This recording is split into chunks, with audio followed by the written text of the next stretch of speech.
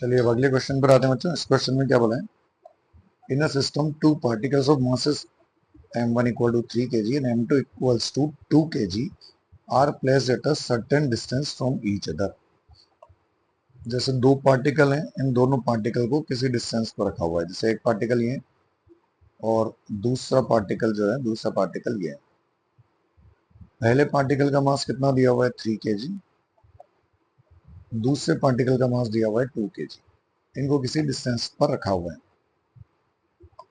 The particle of mass m1 is moved towards center of mass of system through a distance 2 centimeter। अब देखिए इन दोनों particle का centre of mass कहां पर होगा बच्चों, इन दोनों पार्टिकल का सेंटर ऑफ मास इनको ज्वाइन करने वाली लाइन पर कहीं पर होगा। अब हमको क्या बोला है कि जो m1 वाला पार्टिकल है, 3 kg वाला पार्टिकल है, is move towards the centre of mass by a distance 2 centimetre. इस पार्टिकल को हमने इधर कितना शिफ्ट कर दिया, इधर शिफ्ट कर दिया 2 सेंटीमीटर। ये इस पार्टिकल का शिफ्ट है।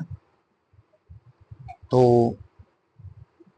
in order to keep the center of mass of the system at original position, the particle of mass m2 वाला मास को कितना शिफ्ट करना पड़ेगा, इस पार्टिकल को अपोजिट डायरेक्शन में कितना शिफ्ट करना पड़ेगा, ये हमको डिस्प्लेसमेंट पूछा है। अब देखिए कैलकुलेट कैसे करेंगे।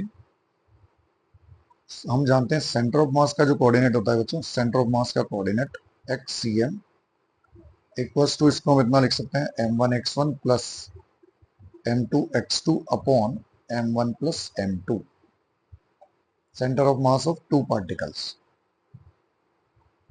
xcm यहां पर क्या होता है बच्चों, xcm होता है position vector of centre of mass. अगर इसमें चेंज की बात करें तो चेंज के लिए हम ऐसा बोल सकते हैं delta xcm equals to m1 delta x1 plus m2 delta x2 upon m1 plus m2। Delta x means change. अब क्योंकि सेंटर ऑफ मास की पोजीशन में कोई चेंज नहीं आ रहा है तो डेल्टा x कितना है बच्चों, 0। तो डेल्टा xcm की वैल्यू हो गई 0। तो हमको यहां से कंडीशन क्या मिल गई, m1 delta x1 plus m2 delta x2 equal to 0। या यहां से क्या लिख सकते हैं, m1 delta x1 equals to minus m2 delta x2।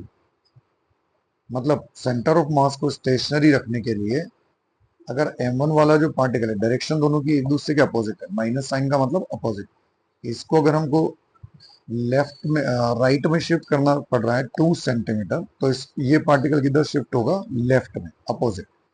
तो माइनस साइन सिर्फ डायरेक्शन को रिप्रेजेंट कर रहा है। तो m1 की वैल्यू हो गई 3, m1 का शिफ्ट हुआ 2 सेंटीमीटर, माइनस m2 का मास हो गया 2 और इसका शिफ्ट हुआ डेल्टा x2। तो डेल्टा x2 की वैल्यू यहां से क्या मिल जाएगी, ये आ जाएगा -3 सेंटीमीटर। माइनस साइन हम डायरेक्शन के लिए ले चुके हैं, इसलिए सिर्फ मैग्नीट्यूड वाइज बात कर सकते हैं। तो मैग्नीट्यूड कितना हो जाएगा बच्चों, 3 सेंटीमीटर। यही करेक्ट आंसर हो जाएगा। ठीक है बच्चों।